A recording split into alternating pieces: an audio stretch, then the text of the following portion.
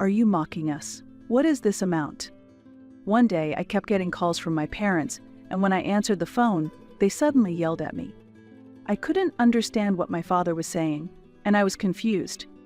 When I asked about it, it turned out they were upset about the amount of money being sent.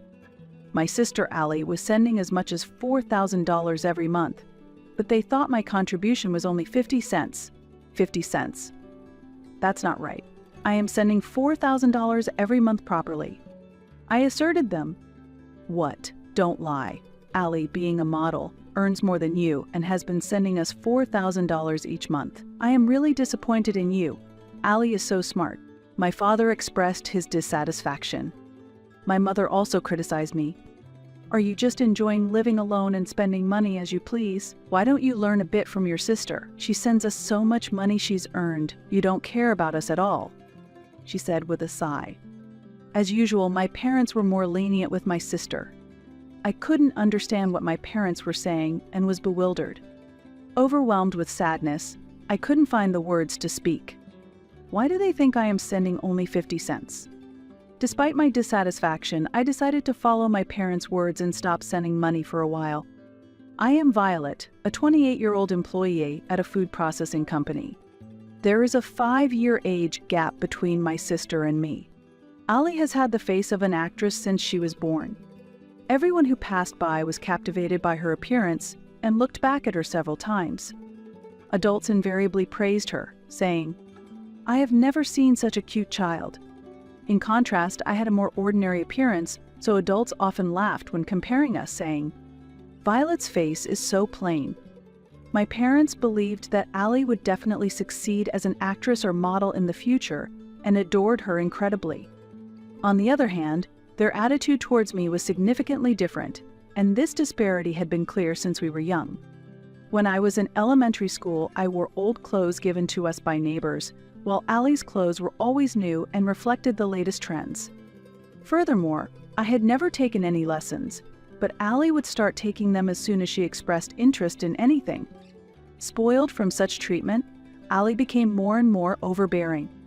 "I don't have to lend my things to you, Violet, but it's okay for me to use your things," she said, and took away my cherished stationery one by one. Even when I complained, my parents always defended her, saying, "Allie is still a child, forgive her."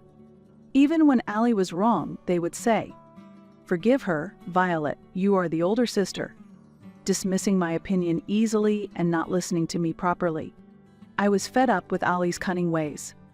Yet, our parents never scolded Allie. I sometimes felt depressed by my parents' blatant favoritism towards my sister, but I resigned myself to accept it. When I was in the upper grades of elementary school, Allie said she wanted her own room. Everyone knew that Allie wouldn't give up until she got her way, so my parents told me, "Violet, move to the living room where our grandparents' portraits are. You don't have many clothes, and it's enough if you can sleep." Reluctantly, I took my bedding to the living room and decided to sleep there. There were pictures of my grandparents on the shelf in the living room, both of whom had passed away early. My grandparents died shortly after Allie was born. Unlike my parents, my grandparents had cherished me very much when I was young. It was my grandfather who had chosen my name. The origin of the name Violet is because I was born during the spring violet season and my grandfather loved violets very much. When I was young, I often sat on my grandfather's lap. The reason was that it was very comfortable and I felt enveloped in warmth. I remember grandfather saying, "Violet, no matter how hard things are, you can always overcome them. After that, happiness will come again, just like violets blooming." Such memories suddenly came to mind.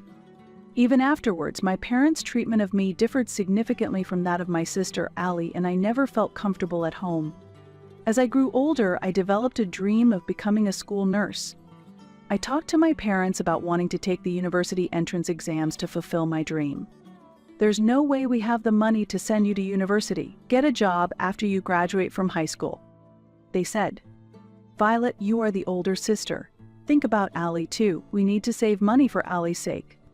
My parents dismissed my aspirations without any consideration, making it unthinkable for me to go to university. However, our family was not particularly poor. Financial-wise, I think we were an average household. Considering Allie's future, my parents made do with the bare minimum for me, and after high school, I got a job while Allie went on to a prestigious university.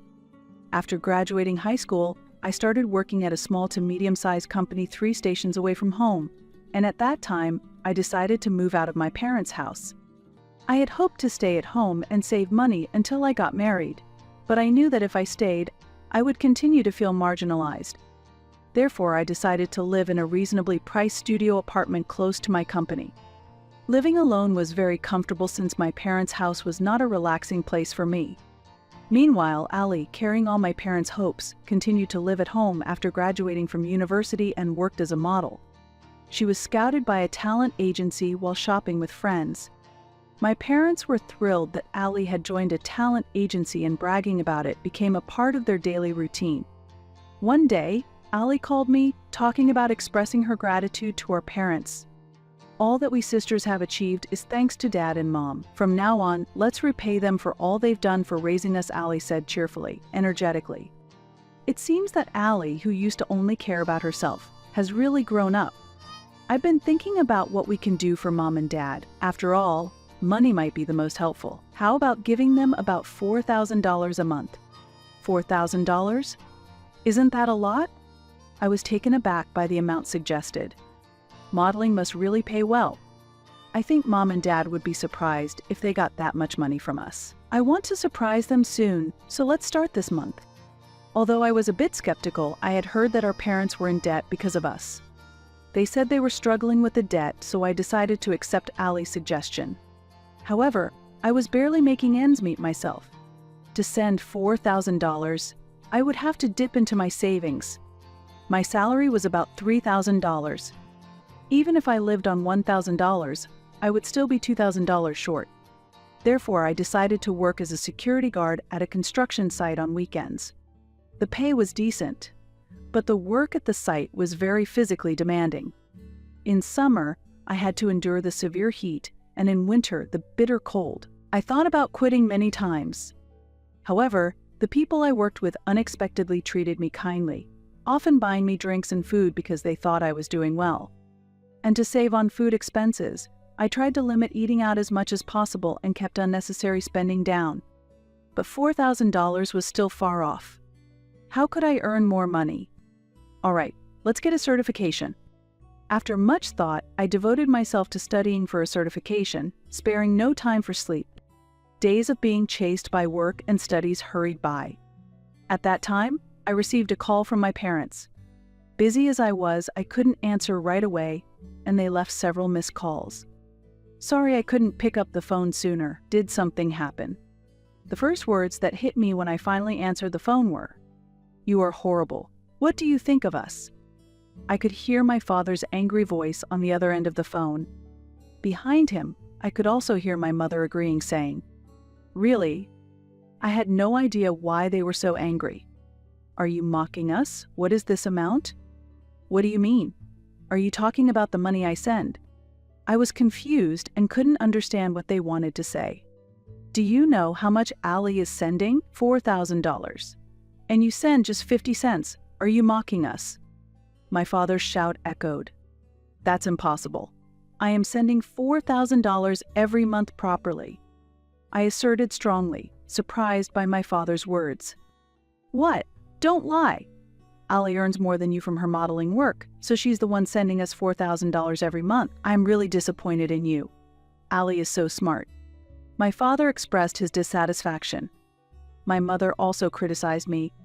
"Are you just enjoying living alone and spending money as you please? Why don't you learn a bit from your sister? She sends us so much money she's earned. You don't care about us at all," she said with a sigh. What's going on? I couldn't understand what my parents were saying and was just confused. Overwhelmed with sadness, I couldn't say anything more. Previously, Allie had suggested, "Since it's from both of us, let's keep it a secret and use the name Rainbow when we send the money." At that time, I didn't know that Allie's stage name was Rain, and it turned out that the name used for sending 50 cents was under my name, Violet.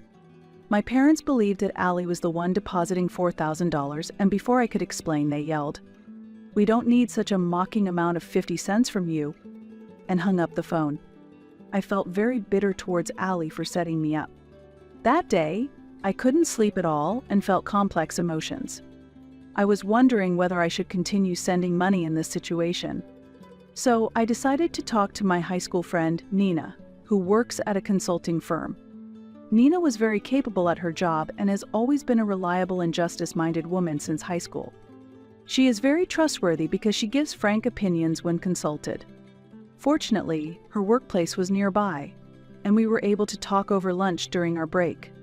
I was surprised when you said you needed to talk all of a sudden. What happened? She said, staring at my face. I want to talk about something concerning my family. I began to tell her about the recent events. After listening to my story while nodding, Nina asked me, "Are your parents really struggling with money? Aren't they still in their 50s? She was also astonished by the amount of $4,000. It seems they have debts. It's money spent on us, and my sister Allie suggested that we send money to our parents to show our gratitude. Nina looked surprised and comforted me, saying, "You say it's money spent on both of you, but you didn't even go to university, right? Isn't it mostly money spent on Allie? And isn't your dad working too? There's no need to send $4,000. It's unimaginable that they suddenly need $4,000 when they have been living fine so far. If they say your contribution is just 50 cents, why not stop the payments like your parents suggested?" I agreed with Nina's advice. "You're too kind, Violet. You shouldn't let yourself be pushed around." Nina's words resonated with me. What am I to my family? I should never just do as my family says. I reminded myself. 2 months later, my phone wouldn't stop ringing from the morning. Thinking it was too persistent, I answered the phone, and Allie was angry. "Why haven't you been answering the phone all morning? And why did you stop sending money on your own? What were you thinking?" Allie shouted, her anger apparent. "I'm already overwhelmed with my own life. I was told that our parents were struggling because suddenly there was no $4,000 coming in. But I knew that the $4,000 was turning into Allie's pride and our parents' wasteful spending. Actually, Nina and a friend of Allie's were acquaintances, and I had heard this from Nina. Nina has a wide network and had been asking around for my sake. I always suspected there was something off. I also heard that Allie spends quite a bit on clothes and cosmetics," Nina told me. Hearing this from Nina, anger welled up inside me. Even though I was cutting back on my expenses and working part-time, it seems Allie had been telling her friends. My big sister is my source of funds, so I rely on her money. Lately, I've been struggling because I don't have money from my sister. I might have to cut back on facials and cosmetics for a while. Then, I found out that my mother was buying luxury brands and my father was not going to work but gambling instead. It felt ridiculous to support my parents' and sister's wasteful lives with my money. Do you think I don't know? Dad is working, so my money isn't needed, right? I declared. A week passed, I've heard everything. Next, my parents came to me. The $4,000 payments had stopped, and it seems Allie had told them the truth when they called her. I can't afford such money. She had apparently revealed the truth through tears. Allie had been telling our parents that she was earning a high income as a model, but in reality, she was not making any money at all and was a burden to the agency. Allie only worked as a model occasionally. Though cute, she had no talent in singing or dancing, and nothing particularly outstanding, which made it difficult for her to succeed in the entertainment industry. Her jobs were low-paying, such as modeling for inexpensive online shopping catalogs. This came to be known by our parents, who were furious. We've been strict with Allie, you don't worry, and continue sending money as before. Of course, there was no apology for accusing me of lying. We've prepared for 2 months, so please deposit it when you can. You are reliable, after all. My parents brazenly demanded the 2 months of payments I had stopped. Their greed knew no boundaries. I heard from Allie that there was some debt. Is that true? I asked something I had been wondering about for a while. Debt? There's no way. We covered the tuition with your grandparents' inheritance, my father coldly stated. Allie's claims about our parents having debt and needing money were false. We just need a bit more for shopping since your father's salary isn't enough, my mother, said Namai Nalant. It was clear that my parents had enough money for their lifestyle, and they didn't need mine. Father's income should be enough. Besides, why doesn't Allie get a full-time job somewhere? When I firmly said this, my father retorted, Is that how you talk to your own parents? I didn't raise a daughter to act like this. My mother followed, "We don't need a daughter like you." My parents looked displeased. "If you're going to be like that, we'll just use the savings your grandfather left for you. You're no longer part of this family." Shockingly, my parents said they would use the money my grandfather had left for me. "Do as you like. But from now on, don't contact me again." I thought about how I didn't want to be treated conveniently by my parents and Allie anymore. When the two of them left, tears spilled out. What was my existence to my family? Then 2 months passed, and suddenly the doorbell rang. There were my parents and Allie at the door. I thought I would never see them again, but I reluctantly opened the door. I was puzzled by the poor appearance of my parents and Allie, and they too were surprised by my appearance. "What's with that look?" With puzzled faces, my parents and Allie asked me, since I had become prettier and was wearing more expensive items than before. I had diligently studied and obtained a small business consultant certification. Thanks to the certification, my salary improved at the new job Nina had introduced me to. I'm leading a fulfilling day-to-day life as a team leader. The company is a bit far, so I'm planning to move to an apartment nearby. I explained calmly. "Before you indulge in such luxuries, give us some money," they demanded. "Are you planning to abandon your struggling family?" "Just lend us some money," they pleaded. The three of them were saying whatever they wanted recklessly.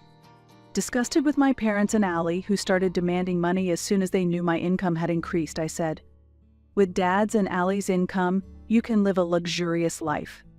In reality, Allie hardly had any work. "The modeling world is tough. What do you know, big sister?" Allie appealed with a voice on the verge of tears. The radiant appearance she once had was nowhere to be found. Allie, who was struggling with her job, was scouted by another talent agency that thought she was suited to be an actress. She decided to borrow money from her parents and move to the new agency. However, a large amount of money was required to join this agency, and her father even invested his early retirement severance pay, but it turned out to be a scam. After paying the money, suddenly no one from the agency could be contacted anymore. Surprisingly, no formal contract had been signed. I was dumbfounded by such reckless behavior. "Before you come to me, go to the police," I advised. Right after that, someone from a consumer finance company came. "Are you family?" It seemed they had followed me.